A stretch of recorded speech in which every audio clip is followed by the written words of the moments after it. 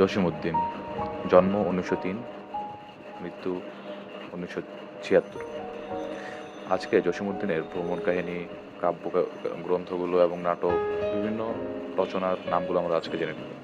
প্রথমেই আমরা দেখব এই পাশে ভ্রমণ কাহিনীগুলো কি। প্রথমেই ভ্রমণ কাহিনী এক নাম, এখানে হচ্ছে আমরা আগে বলে রাখি জসীমউদ্দীনের 4টি ভ্রমণ কাহিনী রয়েছে মোট।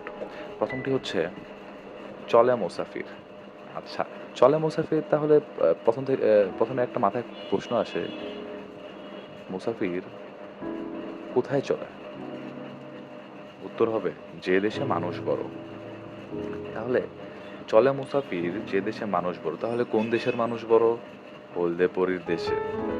ঠিক আছে, চলে মুসাফির যে দেশে মানুষ বড়, হলদেপরির দেশে। এখন আরেকটি আছে, তাহলে হলদেপরির দেশ কোথায়? আমরা হচ্ছে বলবো যে জার্মানির শহরে ও বন্দরে। এই 4টি হচ্ছে জসীমউদ্দীনের ভ্রমণ কাহিনী। তাহলে চলে মুসাফির, যে দেশে মানুষ বড়, হলদেপরির দেশ এবং জার্মানির শহরে ও বন্দর। কমপ্লিট।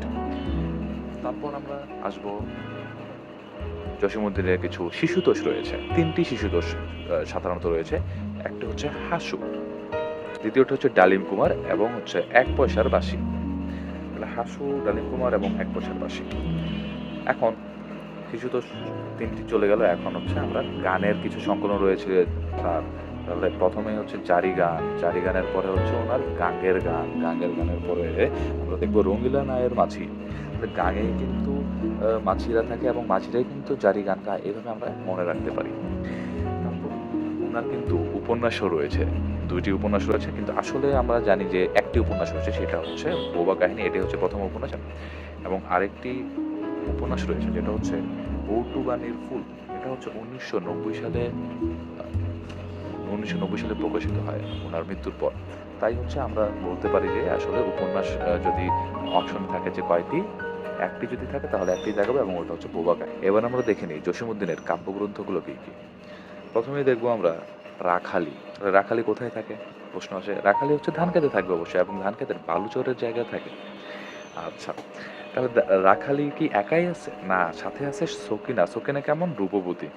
আচ্ছা, রূপবতী, সকিনার সাথে আর কে আছে? সুচয়নী। সুচয়নী কি করে? মাটির কান্না কাঁদে। মাটির কান্না।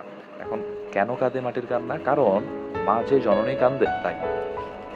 তারপরে হচ্ছে আমাদের এখানে আছে নকশিকাঁথার মাঠ এবং স্বজনবাদিয়ার ঘাট। এই দুটো হচ্ছে আমাদের কাব্য, গীতিকাব্য বলতে পারি আমরা, গীতিকাব্য। তারপর হচ্ছে আমরা এখন দেখব নাটক, জসীমউদ্দীনের নাটকগুলো কি কি। প্রথমে আমরা দেখব বেদের মেয়ে, পদ্মার পার। আমরা কিন্তু জানি জসীমউদ্দীনের বাড়ি হচ্ছে ফরিদপুর, এবং ফরিদপুরে যেতে হলে কিন্তু পদ্মা নদীর উপর দিয়ে যেতে হয়। তাই হচ্ছে পদ্মা পার কিন্তু একটা নাটক লিখেছেন তিনি। তারপর হচ্ছে মধুমালা, গ্রামের মায়া, পল্লীবধূ, বাঁশের বাঁশি।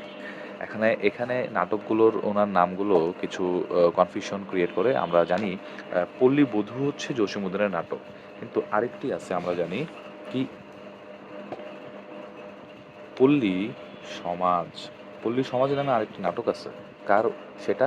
সেটা কিন্তু শরৎচন্দ্র চট্টোপাধ্যায়ের, আমরা জানি। ঠিক আছে, ওটাও নাটক। আচ্ছা, এবং আরেকটি জসীমউদ্দীনের নাটক আমরা দেখতে পাচ্ছি মধুমালা। মধুমালা নামে কাজী নজরুল ইসলামেরও একটি নাটকই রয়েছে। ওকে।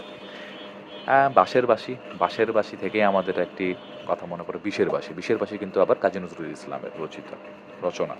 স্মৃতিকথা দেখব। জসীমউদ্দীনের 2টি স্মৃতিকথা রয়েছে, যাদের দেখেছি। কোথায় দেখেছি? ঠাকুরবাড়ির আঙিনা।